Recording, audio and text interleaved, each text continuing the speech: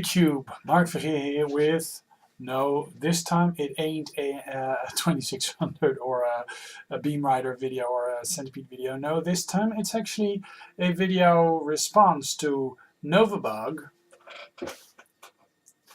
He has reached 200 subs and he has created a special competition thingy in which he asks us a couple of questions. I believe there's 11 questions actually that we have to answer, and here are mine. The first question is, if you could go back in time, change one design aspect from one of your favorite console systems, what would it be? The change must adhere to the technology of the time the machine was made. No cheating, so no, advanced technology that wasn't possible in those times. And I would go for actually two systems. It would be the controllers of both the Intellivision and the ColecoVision, because they are utter shite. The Intellivision with the circle controller and the ColecoVision with the weird joystick thingy that, would just hurt your hands. I would just replace them with, an Atari joystick, even with 2 buttons or something. So, okay, second question. What is your favorite kind of glass? Well, my favorite kind of glass is probably a glass filled with a nice, cool carbonated liquid. That could be either a Coke or a nice cold glass of beer. That's my favorite kind of glass, not the Google glass or anything. So, question number 3. Console Gavin. Which console system would you save from extinction? All other systems and their games will have never existed. Which one do you pick? No emulation allowed either. If you pick a PC, only PC games would be available. This includes backwards compatibility. Okay. Since everything evolved from Pong and perhaps Space War back in the day, it probably is best to pick one of those consoles, because then the normal progression and the normal evolution of video games would actually take place again, like a parallel evolution. Probably if I'd pick Pong or Space War, just for the gaming evolution to take place yet again. If you consider it, what system would you save from extinction? Desert Island situation. I'd probably go with a Commodore 64, just because that's the system that really grew on me. I learned to program it. I still am very fond of that system. So, yeah, without the Commodore 64, I guess a lot of today's game programs actually wouldn't exist. So, yeah, the Commodore 64. Question number 4. What character would you like to be in the film Labyrinth? If you haven't watched it, explain why. Gosh, I think I really watched. I watched it twice. One with my sister, and actually it was one of her favorite movies, and then a solo experience. And I actually forgot what it was all about. I mean, it's a girl having to save her brother from this nasty creature because she didn't want to take care of him or something. I mean, it was all a guilt trip for that girl, I guess. But oh my God,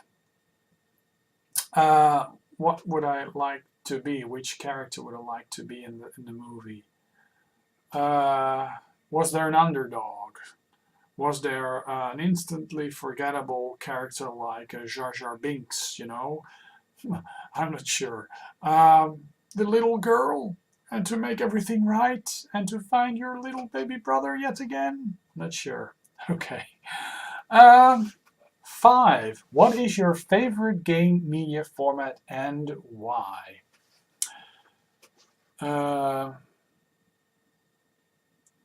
I think a NES cartridge, Nintendo Entertainment System cartridge, because it looks so cool on the shelves. Um, not sure. I think the CD-ROM.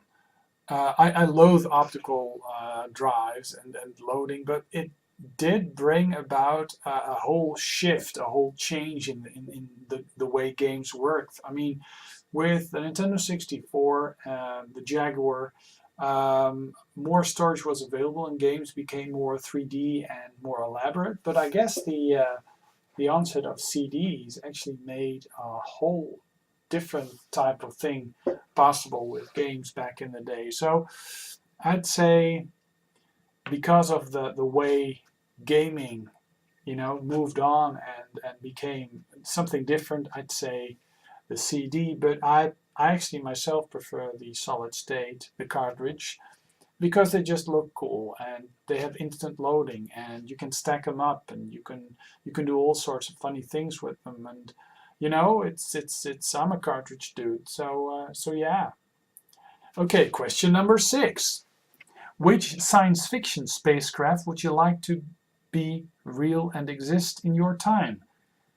1701, the Enterprise. I would love for that spaceship to exist. It's elegant nacelles and Scotty in the engine room and Chekhov navigation and Mr. Sulu navigation. Chekhov doing the weapons or something. I'm not sure. Of course, Uhura with the comms and stuff. So yeah. Okay, question number 7. What video game is your guilty pleasure?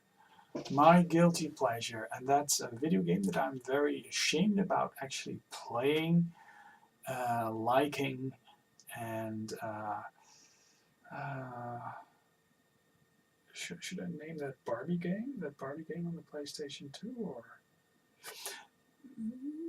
Spyro the Dragon on the PlayStation 1. I guess now it's all cool because there's a whole franchise, Skylanders is all from Spyro, I guess, but Spyro the Dragon, I think that's my guilty pleasure. I think. 8. Do you think you act your age? I always act my age because your age is what you feel inside. Your age shouldn't really matter. I think a lot of people may actually behave more adult-like in day-to-day lives. They may be a bit boring. I tend not to be boring and have a sense of humor and so I in the professionally I do act my age, but I can be a bit daft even in my profession. So I don't necessarily act my age because I'm actually not sure what my age is. Of course I know what my age is. I know my birth date and stuff, but you get the drift, right? 9. Who, to you, is the most annoying, tedious, arse-ache, goody video game character? A very annoying video game character. I can't choose Jar Jar Binks, although he does appear in some Star Trek games, doesn't he? But no. What is a very annoying video game character? Gosh, I mean, I haven't prepared any of those questions. I'm just, I read them and I try to come up with my response. An annoying video game character. A very annoying video game character.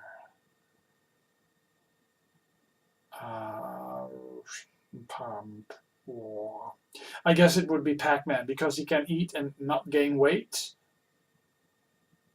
Yeah, and I love it. I love Pac-Man, Miss Pac-Man.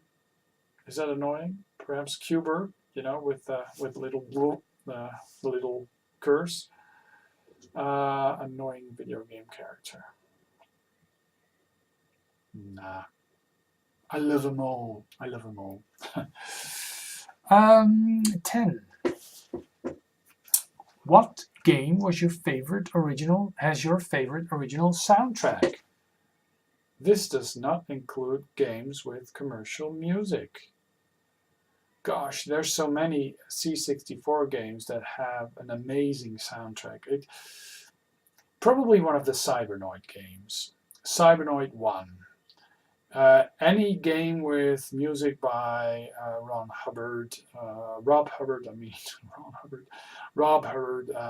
Jerome Thiel. There's so many, many Commodore 64 games. Cybernoid probably one of the most memorable game musics, game soundtracks, and if you move to CD-based media, probably Ridge Racer Type 4. I like that music a lot, actually. So, okay, 11. What is your favorite type of weather? I loathe rain. Rain is necessary for all the plants and the trees and everything to grow, but I loathe rain. I'm not very fond of cold, and I'm not very fond of super hot.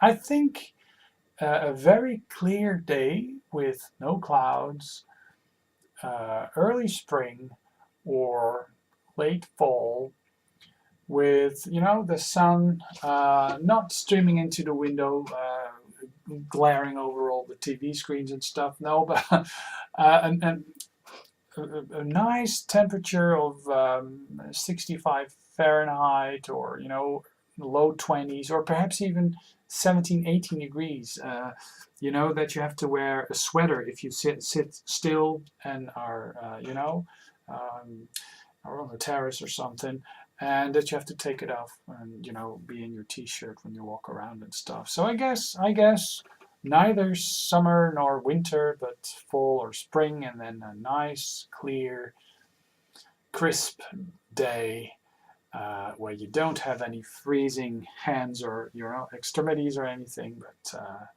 that you can actually be active and do a lot of stuff without breaking into a sweat. That's actually the perfect weather for me, to go on walks and hikes and explore and stuff. So yeah. 12. Optional. Ask Novabug anything. Keep it cleanish. Have you ever been to the Netherlands, Mr. Novabug? If not, you really should. Well, this concludes my video response to Mr. Novabug on his 200 video subscribers. Not 200 videos, but 200 subscribers. Well deserved, and I hope you get a ton more. Next time, this year around, probably you'll have doubled. Not sure if you're going to replay, but if you do co-ops. You're in a great network. If you just keep doing the interaction on Retro Unlimited, things will be good for you, no doubt. The future is bright. So yeah, Mark signing off, and I'll be back with probably another Centipede or Beam Rider video soon.